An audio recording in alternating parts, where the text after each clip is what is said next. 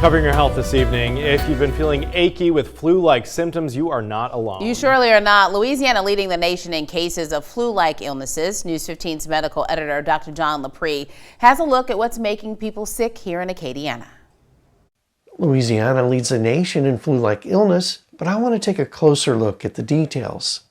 First, how do we define influenza-like illness? For CDC purposes, this is a temperature above 100, cough, and/or sore throat. This is a quick estimate of upper respiratory illness. It doesn't measure the severity, nor determine the specific bacteria or virus responsible. So for influenza-like illness, Louisiana does take an early lead this cold and flu season, but the rest of the U.S. is catching up. Now let's look specifically at Louisiana. We're about halfway through this cold and flu season, and we are showing a moderate spike in activity. However, this is not far off from last year. So what are we seeing in our area?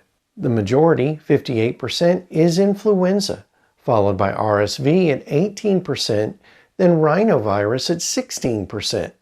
The rest occurring in fairly small numbers, and that includes COVID. My colleagues tell me we're seeing a fair amount of RSV in children. There is moderate activity, similar to last year, although the spike is occurring a little later in the season.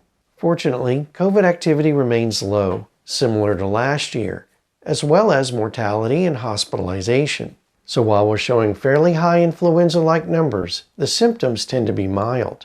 Now we'll continue to monitor these trends throughout cold and flu season, so stay with us for the latest and wishing you better health. Dr. John LaPree, News 15.